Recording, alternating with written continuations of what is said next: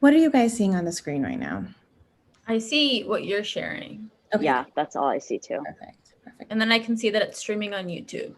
Okay, awesome. Oh yeah. Okay. Do you guys want me to not make you, are you guys okay just being co-hosts, or do you want me to change you to panelists? Okay. Okay.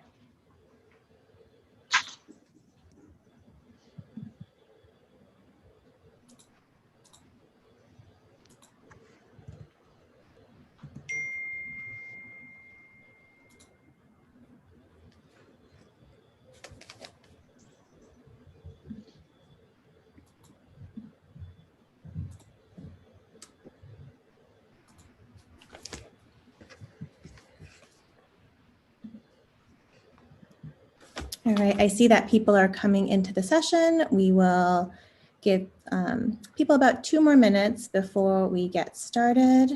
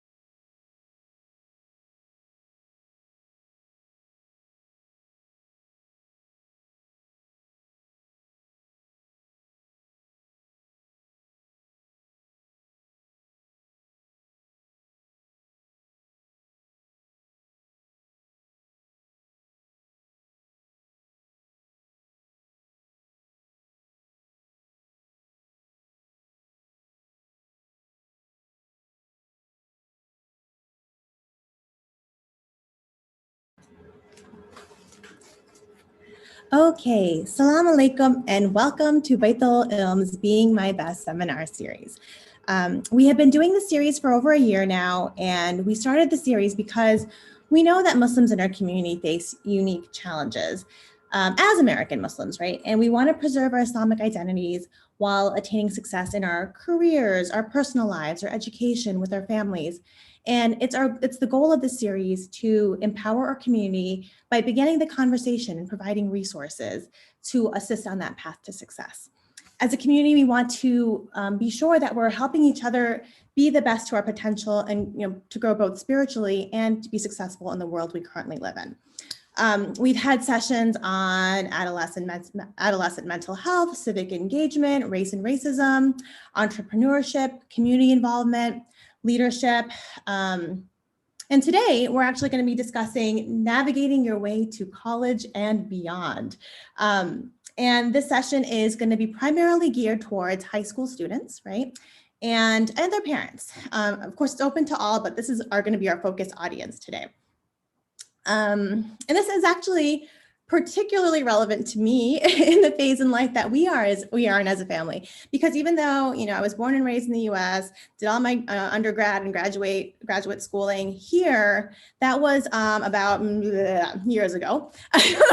I'm old, friends. It was a long time ago, and things have changed a bit. So with my oldest being a junior, this seems pretty relevant. So for those of you who may not know me, my name is Hina Musabji, and I will be serving as the moderator today. And I have the pleasure of being on the Baitul Ilm board in the I guess outreach director is my title. And before I introduce our panelists, I would like to all send you greetings on the birth anniversary of Sayyidah Zainab, alayhi salam, the granddaughter of the Prophet sallallahu alaihi wasallam. And this is the perfect segue into the introduction of our panelists who have graciously agreed to share their experiences and serve as a resource within the community. And I see these as, the future leaders of our community as well. So this is only in no order of priority. It is by alphabetical order of their first names. So I will first introduce to you Asya Rastu. She graduated from Elgin High School just this past year as the class of 2020. And she is a freshman at Northwestern University, graduating in 24. Her plan is to major in creative writing, though she hasn't officially selected that, and that's okay. We'll talk about that a little bit later. Her original plan was to live on campus, but as you all know, the pandemic changed a lot of people's life plans, and she's been living at home for this quarter, right? The 2 quarters, Asya? Northwestern's on a quarter system, correct? Yes, she's nodding yes. Okay, our second panelist is Ezra Wazir. She is Barrington High School, class of 2018, graduated in the top 5% of her class. She then attended University of Illinois, Chicago, and she graduated in 2020, this past year. So notice she graduated high school in 2018, then graduated undergrad in 2020, and we'll talk more about that as well. She is currently at Midwestern Medical School. She just started there this year, and it's the class of 2024 there. She graduated from UIC with a dual degree, with a bachelor's in statistics, with a minor in mathematics, and another bachelor's degree in biology. She is also starting med school. She's living at home, and it's kind of a hybrid program. So she's been at school and at home. And then our final panelist is Dania Bake. She graduated from, actually, no, I didn't move my slide. I should move my slide so you guys can see a little bit about them. She graduated from the University of Chicago Lab High School in 2019 and is currently a sophomore at Yale University, graduating in 2023. And her major course of study, she simplified it to political science, but it's a little bit more than that. And she is also currently remotely at home. She did start on campus and is hoping to go back in 2021. So thank you to all 3 of you for taking the time out. For the families at home, the way we're going to run this session is I'm going to kind of ask them a series of questions, and this will be the overview. We'll talk about high school experiences. We're going to talk about the college and university search and the application process, the selection process, and that transition from going to high school to college, the college experience. And all throughout this, as we go through all these topics, we're gonna talk to them about challenges they experience and advice they have. And before we do start talking to our panelists, I do wanna kind of emphasize that each child has a different journey, right? And they're not even children now. They're all graduating from college and hitting 18 and they're adults legally, right? But they all have, everybody's course isn't the same. Everybody has different strengths, everybody has different passions. And what's nice and unique about this panel is everybody's had a very varied experience. So we'll get to hear a lot of them. So I think it's going to be really interesting. And I hope my high schooler is listening. All right, so let's go ahead and get started. Let's talk about high school. I know for some of you that's a little bit further back, not as far back as it is for me, my friends. So be happy about that. But tell me a little bit about your high school experience. What kind of classes did you take? What extracurriculars did you have? And I'm going to go ahead and start in that same order I introduced you. So Asya, tell us a little bit about high school. In my high school, it actually had, it kind of was the host for the Gifted and Talented Academy in U46. So that program kind of determined my course of study. So especially in freshman year, sophomore year, there were like special classes for that program, like gifted English and the gifted science, but that kind of transitioned into more AP courses. So that was kind of what the core classes were. But then of course I still had 2 electives, and I just used that as an opportunity to explore anything that sounded interesting. So like creative writing, sociology, even intro to global business. So I just tried to explore what I could and whatever sounded interesting. And then what about extracurricular activities while you were in high school? I decided not to go with sports. It seemed like too much of a time commitment, too daunting. But Scholastic Bowl, or a quiz team, was my kind of varsity sport. So I started freshman year and stuck with it all 4 years. So that was a lot of fun. And then I also was part of poetry club or creative writing club for all 4 years. And I did Model UN for a few years as well. And I started a mini MSA with another Muslim classmate. That was just us and our siblings, basically. That's amazing. That's great to be one of the founders of the MSA. Is it still going? Is your brother keeping it on? It's down to like 4 people now. So it's kind of on hold, I think. The pandemic doesn't help, I'm sure. Okay, so also I want to let the viewers know at home, those of you who are on Zoom, you can put, as you have questions, as we're talking to these young ladies, and we will have the second half of this seminar be interactive Q&A. Feel free to start putting those Q&As either in the Q&A box or in the chat box, and I'll keep checking in on them. All right, Ezra, you're next. Tell us a little bit about your high school experience. Yeah, so I had a similar experience to Asia. I took some AP classes all the way through high school, and then I just tried to do really good in those. And then for sports, I did tennis all 4 years. I needed a way to stay fit, and I knew if I didn't have motivation or I didn't have like a required practice, I probably wouldn't do it on my own. So I played tennis all 4 years, and then I also ran track freshman year and then senior year. I didn't have that many clubs I was a part of. I wasn't very consistent in any of the clubs that I did, so most of my energy went to like sports.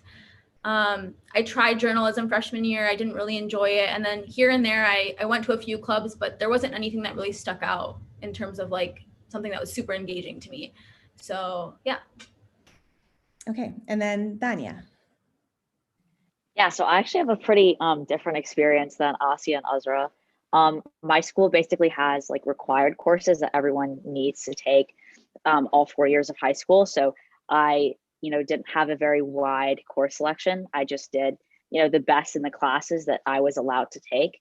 Like later on in the year, I was allowed to like choose different electives like in certain subjects, but the rigor of those courses, were basically all the same. And I really just tried to do the best in the courses that, were like required for me to do. In terms of extracurriculars, I, had to fulfill a music requirement. So I started choir freshman year and I ended up liking it. And I stuck with that kind of all 4 years, which also led me to do theater in my high school. And those were my 2 primary kind of activities. And I, like Ezra, kind of shopped for clubs here and there, but because of the sheer time commitment of choir and theater, I didn't really have time to do much else. Okay, so it does seem like you guys had, each of you had a little bit of different experience, because Asia, you actually had like a gifted and talented program where they kind of plotted out some of your core classes. Ezra, you kind of chose whatever you wanted along your journey. And then Dania, you had, very strict regulations on what you could take. So, where do, all of you through your experience did take AP exams from our conversations. So did you guys take classes in AP? Did you guys take specific AP classes? Did you study for those on your own and take them? And were they valuable? So let's have, Dania, we'll go reverse this time. Dania, you can go first. Sure. So I actually, didn't take any AP classes because my school did not have AP classes. I took the one AP class that my school did offer was AP Calculus BC, which I did take because everyone in my class was required to take the exam for that class. I thought it was useful in that it, basically like helped define my grade in the actual class was based off of my AP score. But I would say that I don't think the AP test like specifically, helped or hindered my application because again, like my high school experience or my classes weren't molded around APs or the exams. Studying for that was hard, mostly because like I'm not a math person, but I'm sure many other people would have very different experiences for me in that way. Ezra, I know you had a different experience. Tell us. Yeah, I did. So for me, looking back, I think AP classes were super important for me, at least, that I took them, because that is what really taught me a lot of the worth ethic. Because essentially when you're taking an AP class in high school, at least at our high school, it was like you were taking a college level class. And so depending on what you're looking to do in college, I specifically looked for classes that would transfer over to college. So for me, it was super important that I took the AP class, and it's harder, obviously, and I'm sure Dania also had a really, really difficult course load. But at our school, the only way to take a super hard class was to take an AP class. So I thought they were super useful, especially going into college. I think it made college a little bit easier of a transition. So yeah, that was my experience. So for those of you listening at home who might have kids who are earlier on in their high school experience, AP means advanced placement. And essentially it's the coursework you would do in college, but it's offered at high school. And you take a test at the end, which is based out of a score of 5. That determines whether you will, depending on the university you move on to, whether they will accept that credit as a college course, or maybe it'll allow you to go to an honors level of that same class and allow you to get a few credits. Okay, Asya, we didn't get to hear from you on this yet. Yeah, similar to Ezra, AP classes were like college level courses, and those classes that I took were very much centered around the test and just preparing you for what will be on the test. So in some ways that kind of was nice because you had set curriculum, just a set amount of things to cover. And then, yeah, like Ezra said, I think it really helped me kind of get a taste of what a higher level class is like. Yeah, I think it was nice to be able to have exposure to so many different subjects in a more advanced level. Great. Okay. So that was kind of your academic. We talked a little bit about your extracurriculars. So as you were going through high school and you were embarking on the college university search, what was that like? How did you even start that search? How did you know what to look for in a college? And we will start with Ezra this time. Okay, so I think one of the best pieces of advice that I got when I was looking around for colleges was from both my mom and from my mom's sister. They always said, don't apply to a school that you don't plan on going to anyways. So for me, that meant if I'm not planning to go to school in New York, then I shouldn't apply to a school in New York. Because at the end of the day, if you do get in, then you have to make the decision, okay, I'm in. Now it becomes harder for you to decide, okay, did I really want to go here? Do I not want to go here? So that's something that I definitely considered. I knew I wanted to stay in Illinois with a few exceptions.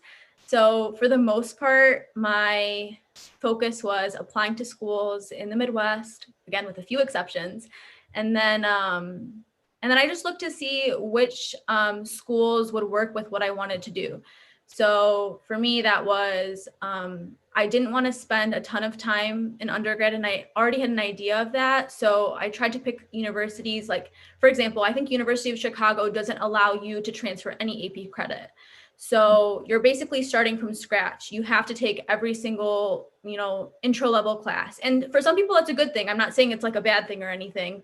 I had a friend who chose to redo all of her,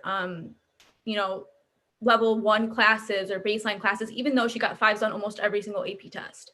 So it's not like a bad thing or a good thing, and there's no right way to do it. But for me, that's just not what I was looking for. So that's kind of how I based off my college search. Okay.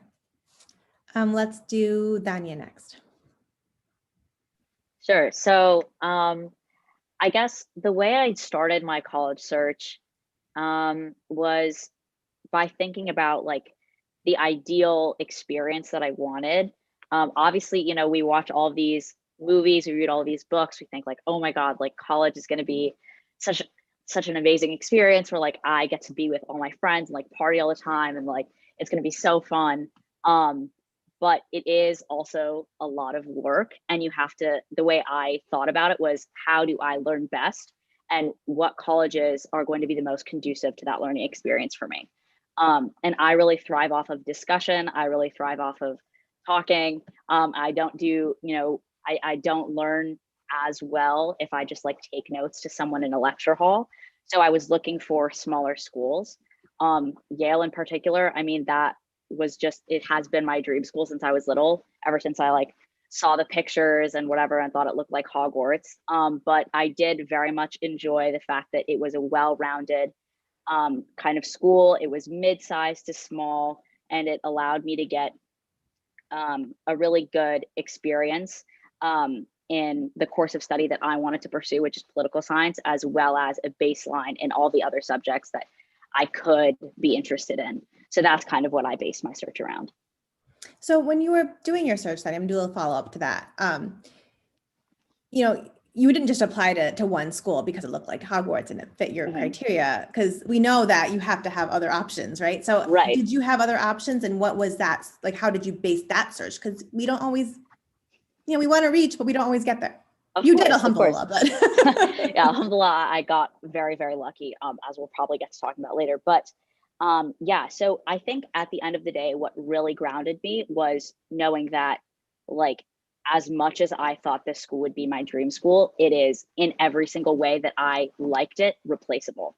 And I made a list of all the things that I liked about Yale, and I found other schools that matched it. Which schools have a really good core curriculum that I can base my studies off of? Which schools have really good seminar programs? Which schools have really good political science programs? You know, do I want to stay at home or get away from home? I wanted to leave, but obviously that's not a universal experience, as Ezra just touched on. But that is really what I kind of based my search on. I thought, okay, where would be a really big reach? Where can I not expect to get in, but where am I more likely to get in based off of, my GPA and my test scores, et cetera. And then I made my list based off of that, and then the list of qualities that I liked in Yale. Okay, so this is all happening during junior year, right, my friends? While you're still in school, you're still working hard at these classes, you are working on test prep. Asya, talk about your search before we talk a little bit more about those kind of things too. Yeah, so it was quite, I think I made it easy for myself just by saying, okay, I'm like Ezra, I want to stay home and in Chicago specifically. So I didn't look at anything farther than that. And to be honest, I didn't have a very clear idea of, okay, what program did I want to go into? That wasn't a really big factor in choosing my college. My original plan was just to apply to all the Chicago schools and just leave it at that and see what I get into. Conveniently, Northwestern has a good creative writing program. And so I guess that kind of made it best fit. It was close and had that strong program. And I think we'll get into later, like details of how that all works. Yeah. So tell me about your junior year, you're thinking about these colleges you want to go to. You're obviously looking for resources in high school too, right? You're working hard at your classes. What about, test prep and college admissions testing? That's a huge thing, right? We know schools are starting to go test optional, but even though they are, this is still a big component about that for the college application process, and all that happens your junior year too. So tell us a little bit about, did you take the ACT, SAT, both? And what was preparing for that like? We will start with you, Asya. So I just took the SAT with my school on the day that the school offered it. And yeah, preparing for it, I mean, we've taken, sorry, what was that? It did really well, and that was it. So, I mean, I did prepare in the sense that we took PSATs all the years preceding, twice a year. And I did Khan Academy practice because they told me to. So I did like 10, 15 minutes most days a week, especially in math. So I guess it helped. I just kind of did it because they said to do it, just practice a little bit every day. So that was my basic strategy. I feel like Khan Academy is one of these unsung hero resources that exists that not everybody takes advantage of. So if you're taking notes and making a list of resources for test prep, throw that on there. Dania, go ahead. Yeah, so I took both the SAT and ACT just to kind of see where I stood. And then I just submitted, whichever one I ended up doing best on. In terms of like preparing, I prepped a lot because I'm not a very good test taker naturally. And I don't think that's anything to be ashamed of. I think if you take a diagnostic test, or like you take a test and you don't do very well in it, like definitely don't get discouraged, because test taking, just like any other skill, is a matter of practice and it's a matter of effort. I would highly advise cramming against cramming, highly advise against cramming for these exams, because it is a marathon and not a sprint, which is how I kind of handled it. I needed to get as much practice as I could for, you know, as many of the sections on both the SAT and ACT as I could. And then I sat down and I was like, if I don't do well, you know, inshallah, I'll be able to take another one.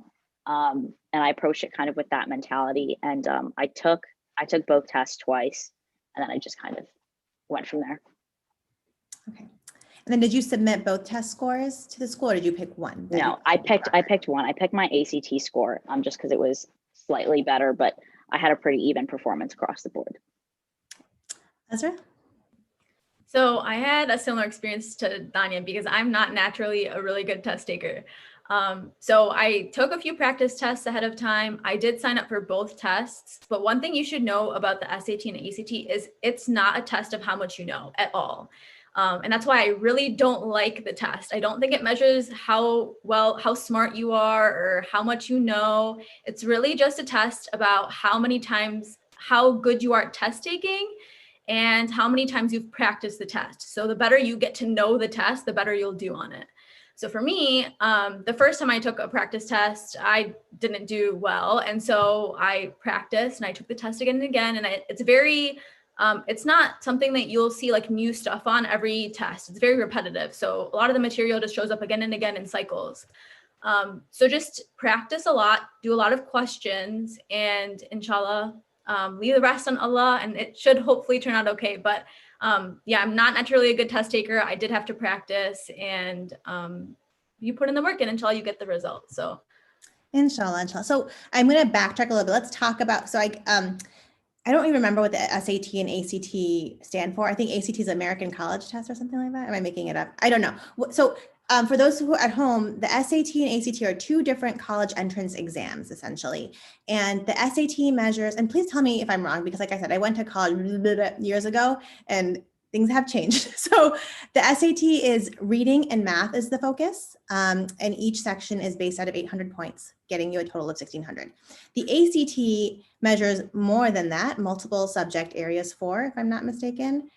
I'm from the East Coast, so we really didn't do big SAT stuff. So I'm thinking there's like a social studies, a science, a math and reading. There's like an English, reading, a math, and a science on ACT. And that's based out of 36. And where I grew up, we just took it. We didn't prep for it. And so I don't really remember it. But so those are two different ways. And what's nice is now schools accept either nationwide. So usually people pick the one that they do stronger on to submit it to schools. What's nice about these tests is you can take them multiple times. Depending on the school you go to, you might have to report all of them, or you could take I know for the SAT, if it's a super score school, you can take the highest you got on any of the times you took math and the highest you got on any of the times you took reading, and smush those together and create a nice score for yourself. So just for reference. Okay, so we've taken these challenging classes, we've taken our college entrance exams. What about other support systems and advice? What about our high school counselor? And I know each of you had a different experience. I can't wait for you guys to tell us about that. So I can't remember who keeps starting, but I'm gonna start with Dania and just go around my grid. Sure, yeah. So you mentioned my high school counselor. She definitely was a great resource for me because, you know, we had kind of a rapport throughout the 4 years that I went to high school. So she was able to know me really well and actually provide really good advice on, you know, where she thought I, not only as a student, but as a person, would fit into these colleges, which is a great help. Because when I was looking for colleges, I was like kind of, you know, in the beginning, pulling names out of a hat, basically, and being like, you know, what do you think about this place? Like, what do you think about this place? And she was able to really frankly be like, I think you would hate it here. I think you would really not like it. I don't even think you should bother applying to this place. And she was really a great support system for me. I also had a lot of teachers that I was close to that I could come to for advice, not only about the class, but about just like the application process, etc. And so they were, I mean, really a great place for me to lean on and a great place for me to seek advice and help whenever I needed to in high school. Ezra? So I had a very different experience. And I think I'm going to play devil's advocate a little bit here, not because like Dania brought up some really good points, but just to show like the opposite perspective a little bit. I did not have a great experience with my college counselor, mostly because we only met with her maybe once a year for 5, 10, maybe 15 minutes. And so from my experience, she had no idea who I was besides what I maybe got in the class, like test scores, my grades. So I didn't know her, and I honestly didn't want to get to know her either. So I was okay with the relationship that we had. But I think it's super important to filter not who you take advice from. I think you should take advice from everyone and anyone, but filter whose advice you listen to. So really depending on what your goals are, and I don't think anyone gives you bad advice on purpose. I don't think that's definitely not what I'm trying to say, but I think everyone has a different perspective and a different point of view and a different background. So yes, listen to everyone, but definitely only take advice from the people you would take criticism from. So make sure that whoever you're listening to, they know who you are. I think look at the people who've seen you grow up and who really know you really, really, really well. So parents, siblings, I think that's probably the best person to get advice from. And then let's say maybe your parents don't know that much about the college application process, or you're the oldest child. Look for people who you would take criticism from and genuine criticism from. You don't want to take advice from just anyone. And so just be careful about that. And then otherwise, yeah, I didn't have a good experience with my college or my counselor at school, but you can definitely find people, especially in our community. And you can always talk to me if you see me at Bethel too. Asia? Like Dania, I had a really good high school counselor, and she really helped a lot in the whole application process, and my parents as well, like filling out the FAFSA and handling all the paperwork. I just like so I had a lot of help, alhamdulillah. Yeah, so I used those people as resources, and they just helped me power through the application process, which I kind of just stumbled into like September of senior year. So, all of you had different experiences. Do you recommend, and I might recommend this, but you tell me if you guys agree, if you're starting out in high school, start forming a relationship with your counselor as a freshman and a sophomore. Check in even when you're not supposed to, ask them about their personal lives, build a rapport, because if they end up being somebody who could be a resource when you're in this college process, that would be great. What do you think about advising younger high schoolers to start getting to know their counselors? I would say you don't even have to have especially if you get paired with a counselor you don't necessarily get along with, teachers are also like such a good resource. Find a teacher who you really get along with and just talk to them, not even about school stuff, they've written letters of recommendation, they know the college application process. And that's really who I looked to at school. I didn't look to my counselor. Yeah. I looked to my favorite teachers and I just talked to them about stuff. So let's talk about letters of recommendation, because that's a part of the college planning process too. Was it easy, or was it difficult to find the right teachers? Are there things you could look back on and say, hey, if I did that, it would be easier? Did you have to scramble to get those recommendations? Whoever wants to take this. Yeah, I can take that. I think I definitely, yeah. So agreeing with everything Ezra just said, by forming a relationship with your teachers and your counselors early on, even if they don't teach your classes later on in high school, it makes it so much easier to ask for a letter of recommendation, because I had so many friends in high school that left it to the last minute and left, feeling very stressful, themselves feeling very stressful, and the teachers feeling very stressful because of the deadline, because they felt just so awkward asking a teacher that they had barely had any interactions with, even if they had an A in the class, right? Like, hey, can you write a letter of recommendation letter for me, for college? But I, mashallah, had a really great relationship with a lot of my teachers, mostly because the school itself was a bit smaller. So you kind of had to get to know everyone. But asking a letter of rec from a teacher who has taught you, has seen you not only like really succeed in the class, but also struggle with the material, so they can kind of see how well not only you catch on to things, but how well you deal with pressure, how well you deal with obstacles. That's really big. And someone who can, kind of come to bat for you as a person. more than just someone who had a 4.0, that I think really adds a good touch to any application. Okay. Asia, did you have anything else to add to that? No, I think Dani said it very nicely. So, just for the people at home, if you do have questions, I am seeing them come in. Keep asking the questions. We'll make sure we get to them to the end. I'm going to keep going for at least 10 more minutes, just talking to them about their college application process and their transition into college. And then we will make sure we hit all those questions. So if things are coming up as you're listening, please go into the Q&A box and put your questions in. Okay, so now we're applying for college as we're going through this timeline. Let's talk about that. I know there's something called a Common App, and then some schools have their own app. And let's Asia, I'll start with you. So I had an interesting application process.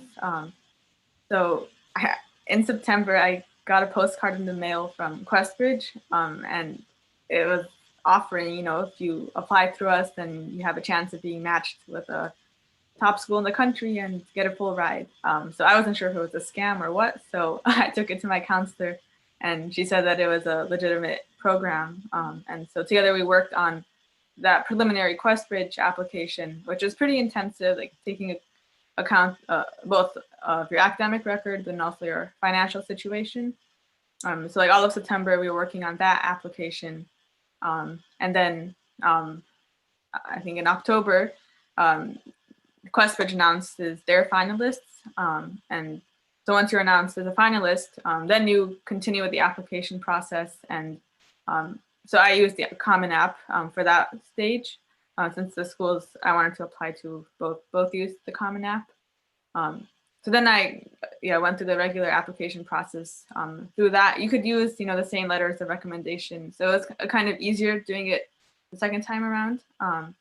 And then it was basically like an early decision application. So you ranked 12 of those schools that Questbridge partners with, and then you just had to wait and see the highest school on your list that you got into. You were kind of bound to go to that school. So the same time that early decisions come out, I found out that I was matched to Northwestern, and that was really amazing. Alhamdulillah. So, Alhamdulillah, I just walked into the door. So Questbridge is a third-party service, just so for people at home. There's certain criteria to get into the program, a certain GPA, SAT, ACT score, and financial need, right? Those are kind of the things, and then you can apply to be a part of that program. So that's a nice resource if you have the qualifications to get into that. And they usually tell you if you qualify, right? Or your counselor can help you see if you qualify for that program. Ezra. So I was the oldest child. So I all of didn't you, really, right? All of you are the oldest child. That's true. I didn't realize that. So I had no idea how to apply to college. I literally didn't know how to do anything. So I had a tough time applying to college. I definitely read a lot of emails wrong. And I just want to say you shouldn't. I'm not saying you should read emails wrong, but it happens. I think when I used to read an email wrong, or I used to miss a deadline, I used to think, oh my God, it's the end of the world. Like, I'm never going to get to redo that. But I think I can't speak for everyone, but I can speak for myself when I say I've definitely read some things wrong and, missed a few things. But so yeah, I used Common App for most of my applications. I think the only one I didn't use it for was UIUC, because they have their own application, or use Coalition, which is like a different service. And then there's sometimes like secondary applications that you have to fill out. So make sure that you stay on top of those. If you need to submit a second application, that you do it through the right medium. Sometimes it's with Common App and sometimes it's through the school. But yeah, it's definitely I think you don't get enough credit for filling out all of your applications and stuff. It takes so much time, so much effort, especially if you don't really know what you're doing. So yeah, I found it difficult, but inshallah, everyone gets through it. You'll come out on the other side. So yeah, that's it. Dania? Yeah, so I also use the Common App for all of my applications. And I applied to Yale early as well. Although I don't think that impacted like the way I applied to any of my other schools at all, because I like did all my applications through the Common App at once, because I don't want to find out I got rejected from my early school and then do all of my other apps like while I was really depressed about my rejection. So I made sure to just like get everything out of the door like basically at the same time. And yeah, writing the Common App, I mean, it's tough. I think I said this on the phone to you earlier, Hinanti, but it's like putting forth a job application and you have no idea what the job you're applying for even is. And it feels like so dehumanizing, and it's so much work that you have no idea like how to even finish, because you have to start thinking about yourself in ways that you have never had to think about yourself before. And it's a really arduous process. But I mean, if you put in the effort, and if you talk to the right people and you say like, do you think, the way I've written this is good? Do you think the way I've presented this is good? And they know you and they kind of help you through that process. It is always very much worth it. Did any of you draft or practice doing your college essay, the Common App essay or the individual school essays before senior year, before the app even came out? Who practiced and got some ideas down ahead of time, or had journals, or we hear all these different kinds of advice for kids in high school. Actually, in my business class, we went through a whole like simulation of exploring what colleges you want to go to and exploring a potential career path. So we actually did simulated filling out the entire Common App. So at that time, I drafted an essay. So that's what I went with for my actual application, after getting more like input from some of my teachers and my parents. So that was helpful, just because I got it out of the way. That didn't have to take up so much of my brain power in the actual application process.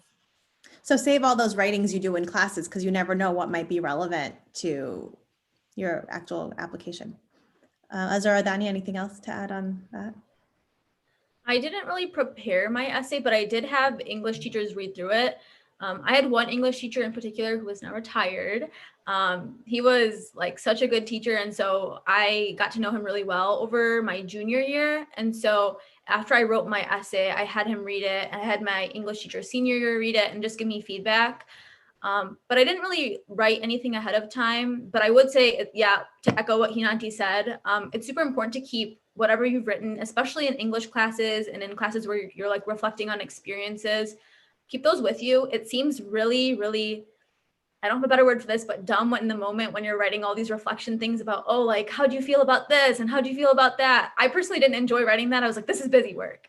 But it sometimes does help if you look back and you're like, okay, I can use this. Because to me, the whole application process was a little cheesy. You're talking about yourself and you're just like, it feels kind of weird to do. But if you save all that stuff and you stay organized, sometimes you can pull little pieces that you've written in the past.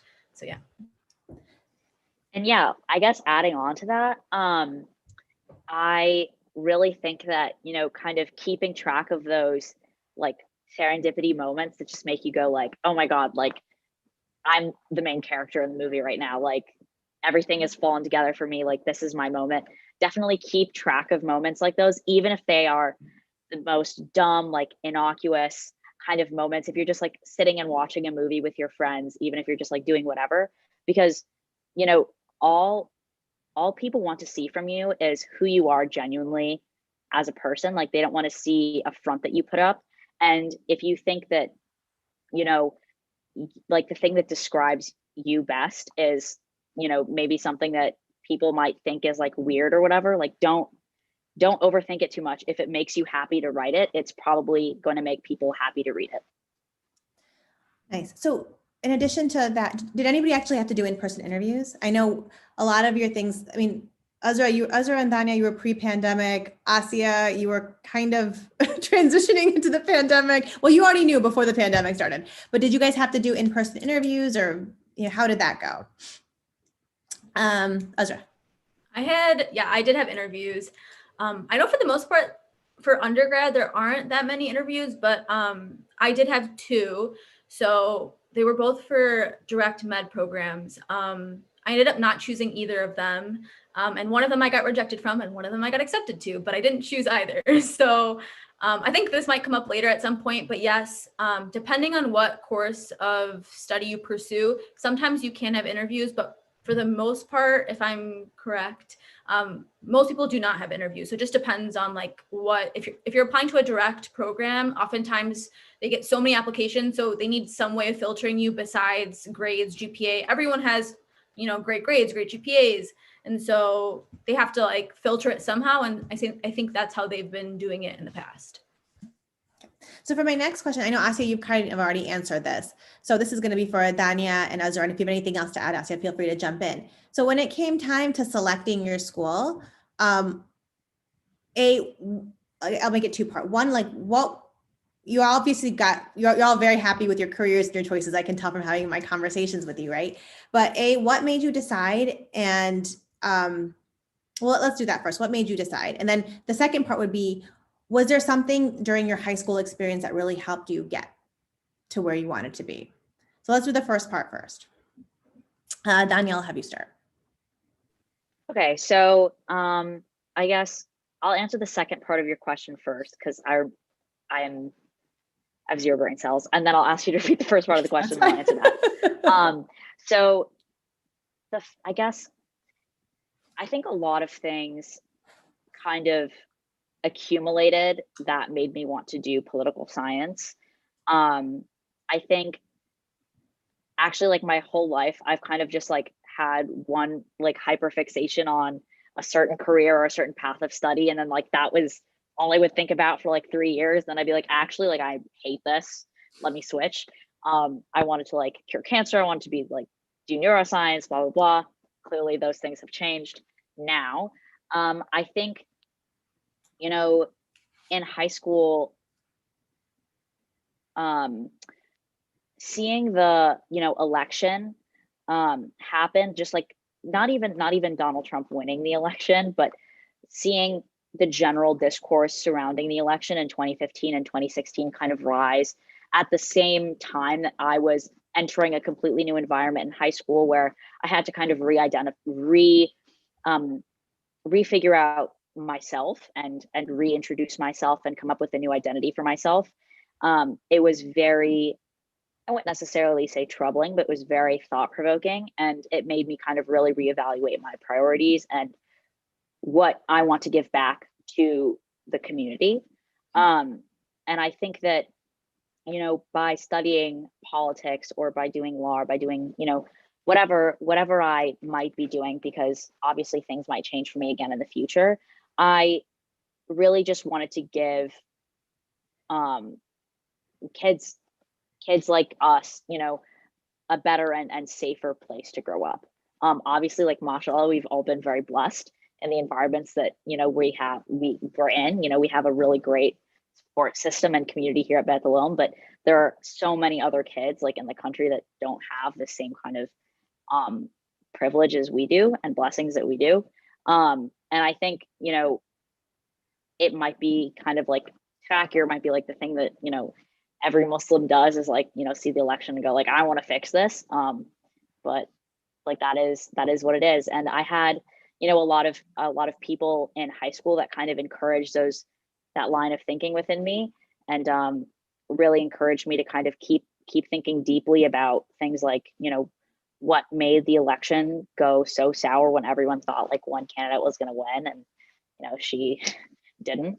And I think that is what really kind of led me to pursue the course of study that I'm in right now.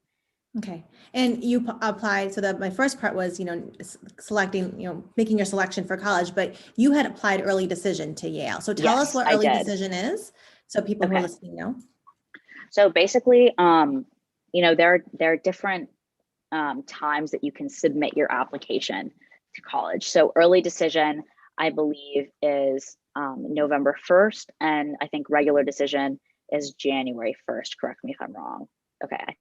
It's early in the year. So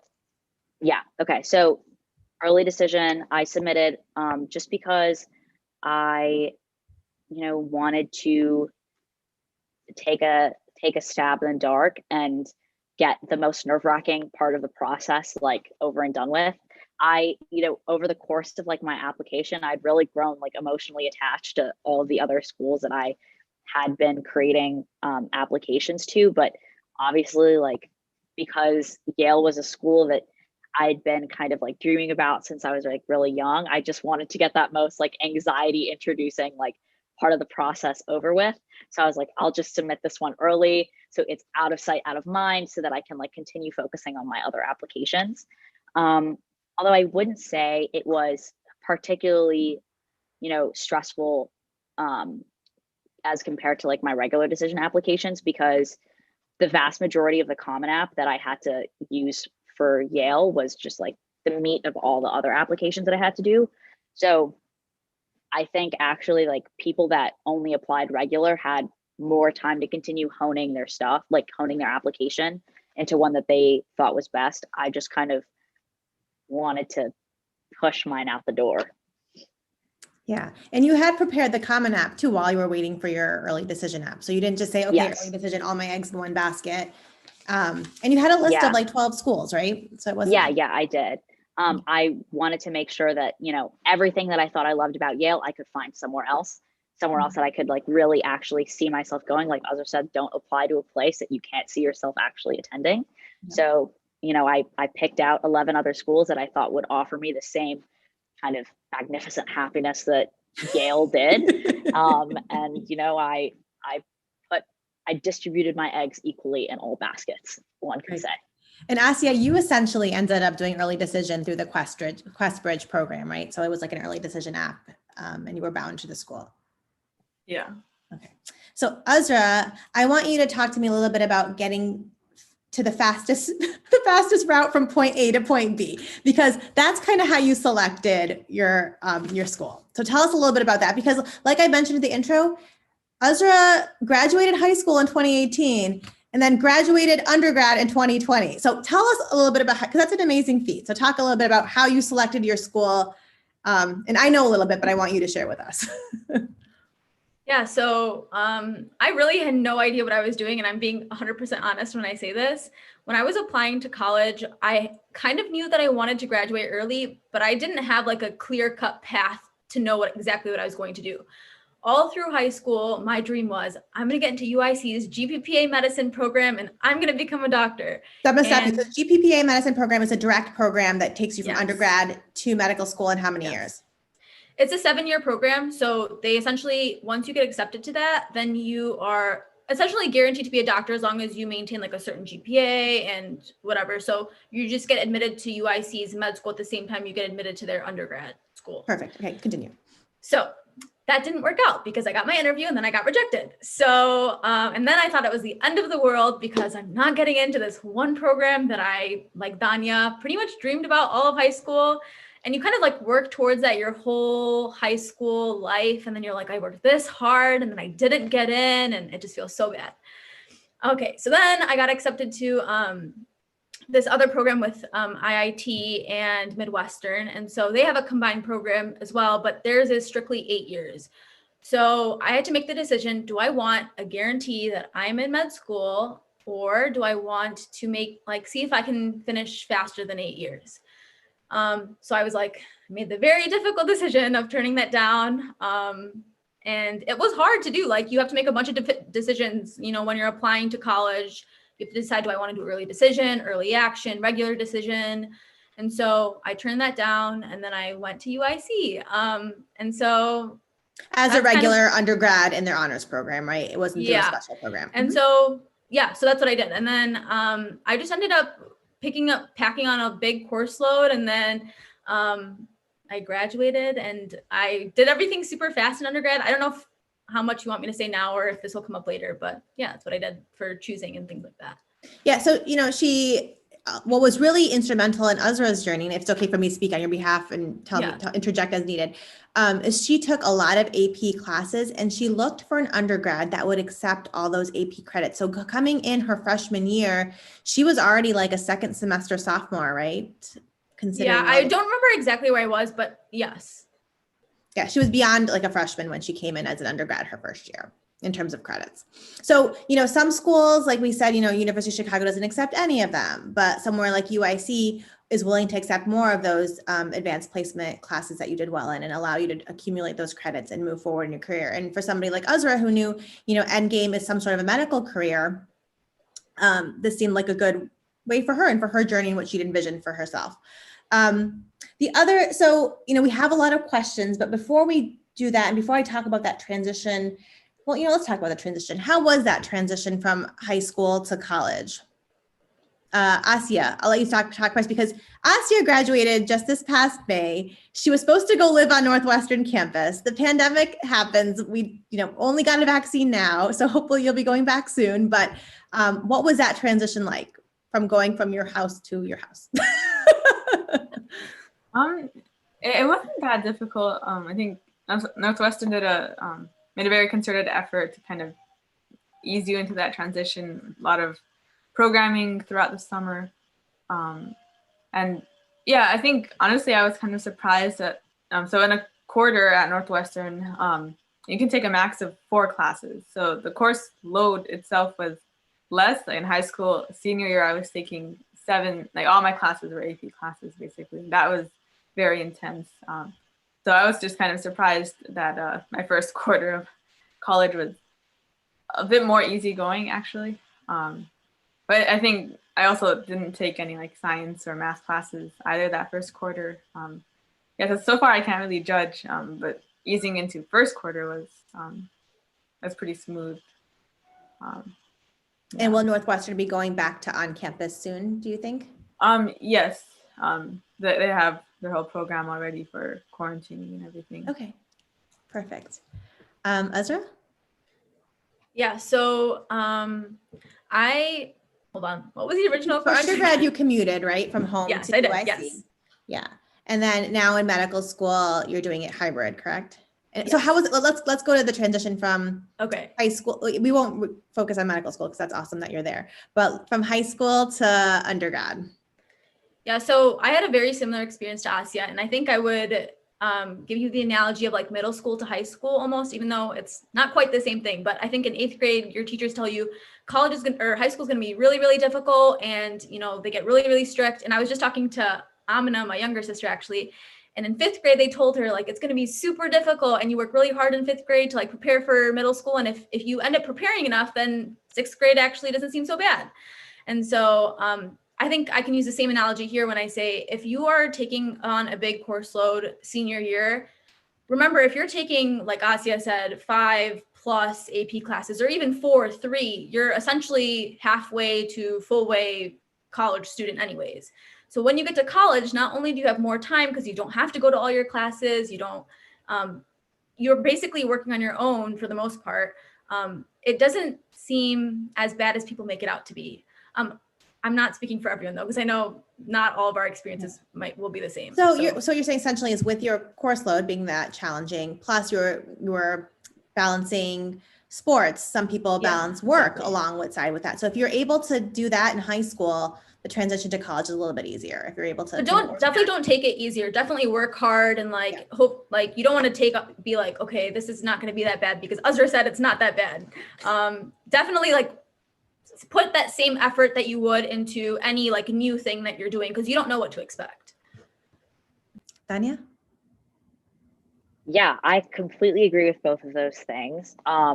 Definitely do not take our reassurances as an excuse to coast your first year, because things will just creep up on you.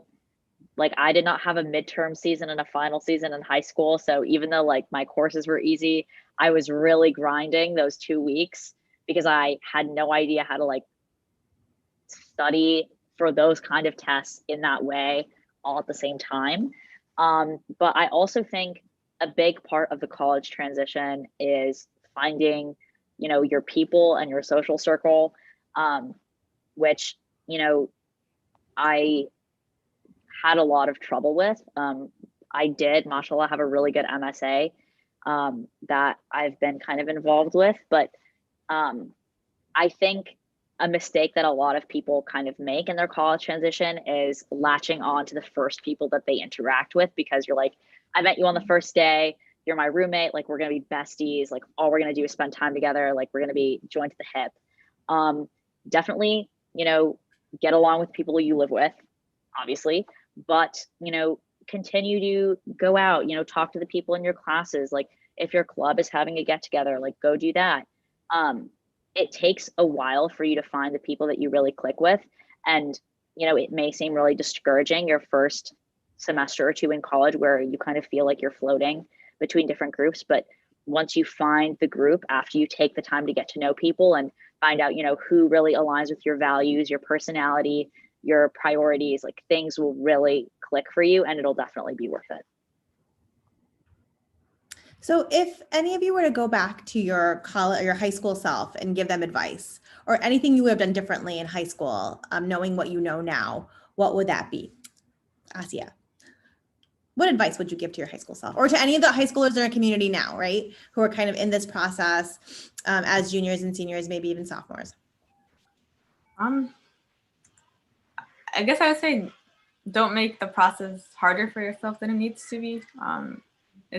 There a lot of times there's so much pressure by peers and by parents perhaps, which was not a factor for me, thankfully. But yeah, don't make things hard for yourself because of all the pressure that might be placed on you. Try and think of a practical way that's you're not overworking yourself. Yeah, I guess. Yeah, I like that. Not to make the process harder than it needs to be. And that kind of comes with knowing yourself and knowing what you want too, I think, a little bit. Dania?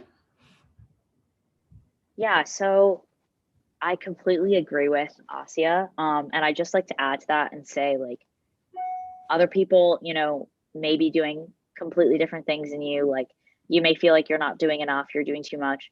One, enjoy high school. Like high school, it's still 4 years that you're never going to get back in your life. And I think you should try to really enjoy it and get as much out of it as you can. If you just look at high school as a way to prep for college, you're going to forget to live in high school. And then in college, you're going to think, how can I, use college to do the next best thing? But you're going to forget, to really enjoy the moments that you're in. And if you enjoy high school, and if you do the things that you love in high school, you will end up putting forth a more genuine application about things that you actually like, instead of things that you're forcing yourself to do because you feel obligated to. Don't do that.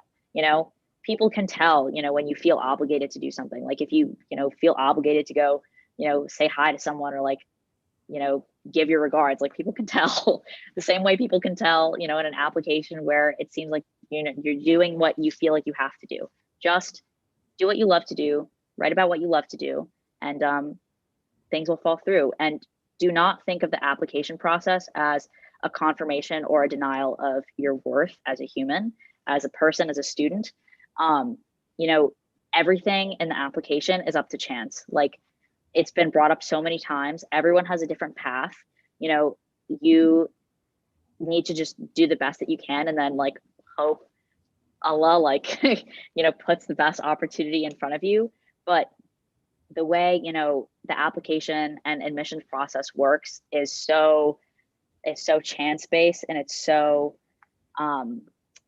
it's like I honestly could have gotten to Yale because the admissions officer had like a really good pasta before she read my application. I was like, you know what, I like this one. And I could have not got in if she had like a really bad meal. It's like was in a really bad mood and thought, my application was trash. So wherever you end up will be the best place that you could be. And if you don't get into your first choice, it just, it's not the best fit, and it's not a judgment on you as a person. It's a judgment on, could you be happy there? And a lot of times, like you end up happy wherever you end up. So I think that's really important to keep in mind. Yeah, I really like what you said about the genuineness and what you do in high school, that coming through in your application and having that faith in God, right? There's a reason things happen a certain way, right? We don't always, we shouldn't be disappointed with ourselves, because even if we tried for that opportunity and we didn't get it, And what do you guys, I mean, and I also say that take advantage of the opportunities you have in high school. I know, Asia, you told me you took electives. Everything doesn't have to be an AP core class, right? Everything doesn't have to be an honors gunner class. There are, like, I know at our high school, there is an intro to engineering. There's an intro to computer science. There's an intro to business, right? We have, and Asia took some like creative writing classes. Like there are a lot of things out there that you can immediately take and know, like, oh no, this is not what I like at all. I thought I did, but I didn't know what it was. And now that I know what it is, so you're not wasting your time down that track. So don't waste your high school experiences. Yes, take your core classes, whatever, but take the advantage of these electives to do some career exploration. We also have people in our community who are in certain careers, right? If you're interested in career in law, come talk to me. If you're interested in a career in finance, talk to Brother Jawad Hussein, who's on this committee with me. If you want to be a doctor, oh, dear Lord, we have a plethora of doctors in our community in like every field. So, and if you don't know, I'm going to put out the email address for our outreach at Baitul. If you need more resources, and I have some other resources here too. But yeah, does anybody else have anything else to say on that before I move on to the next question? Yeah, like contrary to popular belief, I didn't know what I wanted to do and like major in college. I went in and I picked stats because I took a stats class in high school. And I actually went in thinking biochem at first, and I did have time to change it. So I completely echo what everyone's saying. You don't have to know anything. I have a really good question here. I have two really good questions, and then I think we'll maybe call it a wrap, and I'll try to attend. Oh, somebody asked what high school Dania attended. She attended the University of Chicago Lab School. So this question is on standardized tests. I think we talked a little bit about the difference between the SAT and the ACT, and taking the one that you do better on. Did any of you take the SAT subject test? I remember I took one of those. I took one in bio because I thought I was going to be a doctor. I'm not a doctor. I changed my major, my friends. Anyway, yeah, who I took did. The SAT subject I did test? it, but I never used it. So I took it. I think there are a few schools that want you to take it, but I didn't use any of mine. I just took them and then I never used them. So yeah, I don't think it helped me in my application at all, but I think if you from what I understand, if you're doing really well in a subject area and you want to kind of showcase that, like if this is the area I want to go in, I want you to know that I'm doing really well. And that might actually work. And maybe it didn't in your case, Ezra, but for like a direct med program or like a direct, undergrad and grad combo. Dania, did you take, or Asia, did you take SAT2s? No. I know a lot of people that did take it, mostly because like it doesn't really hurt to take it if you like take it and do well. I know that it's like another thing where if maybe you like are really into history or something that isn't really offered by your school, but you're into intellectually on a personal level, like there are so many different SATs for like I think my friend who speaks French at home because her mother is from Belgium took the SAT2 for French just to be like, I'm fluent in French. Yeah. Here's actual proof that I'm fluent in French. But apart from that, like SAT2s don't really do anything to your application except, maybe provide a little bit of more insight to your like whoever is reading your application, your admissions officers, like here's another thing that I'm really good at. But before I even finish saying that, please do not feel compelled to take a certain amount of SAT2s. Please don't feel compelled to take them at all. If you look at the requirements for a certain school and they suggest that you take them. Don't make it another stressor for you because the process is already, hard enough already. Just kind of approach it like out of what is required of me and what is offered, what do I have the best chance at, doing well at, make sure to prep, and then, leave the rest up to Allah. Yeah. So one of these questions is, how much does an ACT, SAT score play a role into getting accepted? So I'm going to briefly answer that for you all, and you guys can add to it if you want to. So the SAT kind of sets a baseline, or the ACT for the school. So anytime you look at a school that you like, it'll tell you what range of SAT you need to get in. But I think what's also important is not to, this is actually, I'm quoting Dania from when we talked, is not to get bogged down in statistics, because it is a holistic application, right? So if you fall short in one category, you can build it up with, everything else that you have. It's a very, a nice picture of you in that grueling common application we keep talking about. Has your transcript, it has your, either your SAT, ACT. It has your essays, it has your act, it has everything about you. And you were talking about it being dehumanizing, but how important did you feel your SAT or ACT was in the process?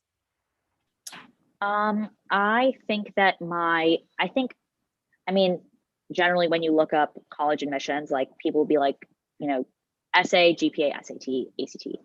And I think that it is a big part of your application.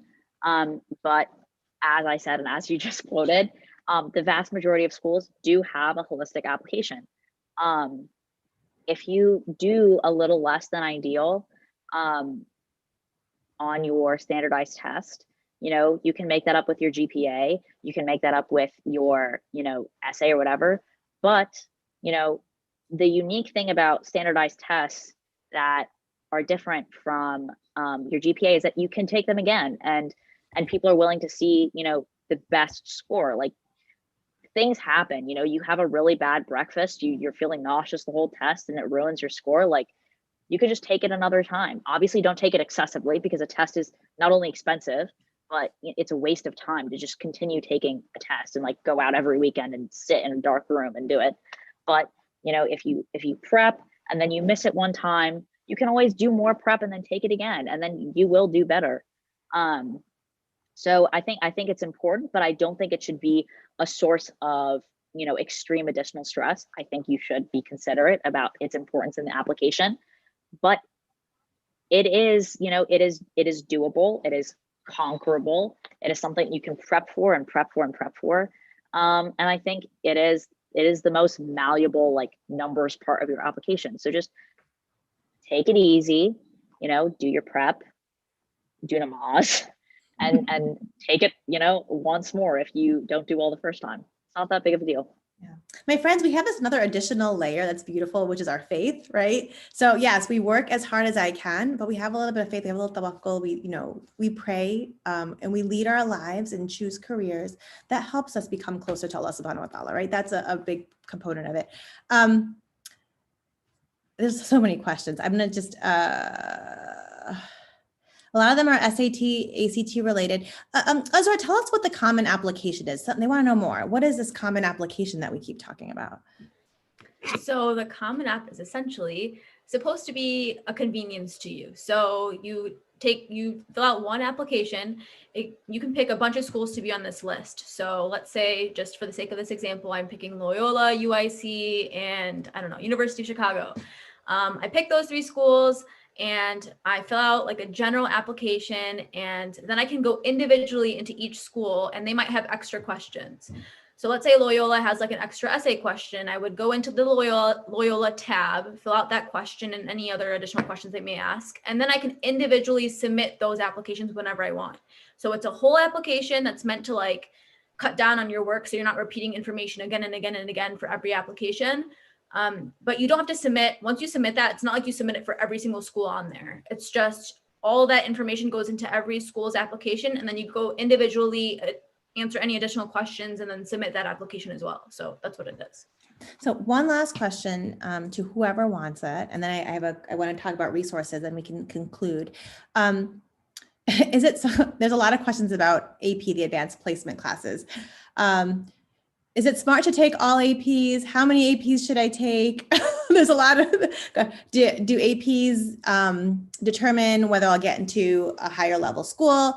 So let's talk a little bit about our experiences with advanced placement, since I've gotten 4 questions on that, I think. So whoever wants to talk about that can. I'll let you guys. I just want to say something really quickly. Schools do not see your AP score before you apply. So it doesn't matter what score you got on your AP test. I think that's something I didn't know when I was applying. They do not know how you did on your AP test. So the actual score you got doesn't matter. Now, I don't know if someone else wants to speak to like the value of AP classes or whatnot. I think I just used AP classes as an opportunity to learn about those subject areas. I didn't really have in mind that, I'm going to place out of these classes in college. So it is a rigorous workload, and I wouldn't suggest taking them just for the sake of having a bunch of AP classes on your transcript. But if it's a subject area you're genuinely interested in, it's a great opportunity to get a really in-depth overview of the subject. And I don't think you should be taking excessive APs if it's at the cost of your GPA. I think that is something really important. Like, yes, taking rigorous courses is, very important. But so is, doing the best that you possibly can in those courses. So I'd say it's better to take 3 harder classes and 4 easier classes and have like a 3.9 than it is to take 7 AP courses and have like a 2.5.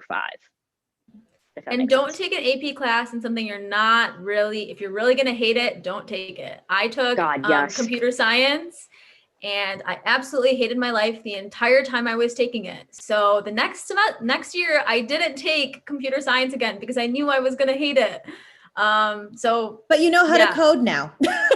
I do. Yeah. Because in college, my experience with computer science was completely different, but in high school, I didn't like it. Okay, well, I do want to quickly chime in. I shared my screen, but just about resources, right? We talked about college counselors, school and private. I want to add teachers to that too. Get to know your teachers, get to know your counselors, and use them as a resource because they will really help you through, especially when it comes for getting letters of recommendation. I know somebody asked a question about that. Letters of recommendation are something that all schools require from teachers who you've actually worked with during your high school experience to talk about you as a person and as an academic. So that is important. I wanted to also share a resource called Marifa. I don't know if I can you guys still see my screen or not anymore of that website? Let me stop the share. I'm going to reshare that screen because I want you to see, that's a really nice resource done by the Shia community. Okay. So this is the website. It's marifaprograms.com. They have a Seekers and Scholar programs that's specifically for Shia high school students to help you to kind of prepare and process the college application process. They have all these wonderful webinars. They will also team you up with a kind of a counselor who's gone through the process and can help you. It's a really nice source, really more for people who are starting out their senior year or the end of their junior year. And if you want more on that, let me know and I'm happy to get it to you. And then the last thing I wanted to say, am I still sharing my screen? I am. Is if anything you have heard here today, you want more information on, let us know. Dania, Ezra, and Asia have been so wonderful in coming forth and sharing their experiences with us. And I think it's important that we do that as a community, right? Sometimes our community tends to hush up and not want to share like whatever secret sauce they use to get where they are. That's not what we want. We're a community. We want to grow together. We want to help each other. We want to lift each other up. That's why we're here. That's why we're American Muslims. That's why we're a part of this Baitul Ilm community, right? We all, and this is why we're doing this series. It's about being your best. In every aspect. So as a community, we bring each other up. If you have questions, let me know. You can email us at outreach@baitulilm.org. We will try to do our best to get you additional resources as needed. Thank you so much, Asia, Dania, and Ezra. I know this is super beneficial to me as a parent of a high schooler, and I'm sure it'll be beneficial to the high schoolers who were listening and their families. Any last comments before we end the session from anyone? Any last words of wisdom or advice? If you ever see me, I'm an open book. You can always ask me questions. Well, thank you. Me too.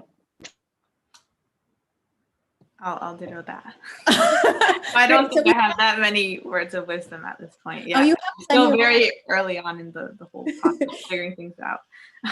Yes, no, for sure. So we have 3, counselors here for you guys as well. So when you guys hit walls and need more advice, I'm sure they'll all be available to you. Thank you very much, everyone. Salam alaikum. Enjoy the rest of your weekend.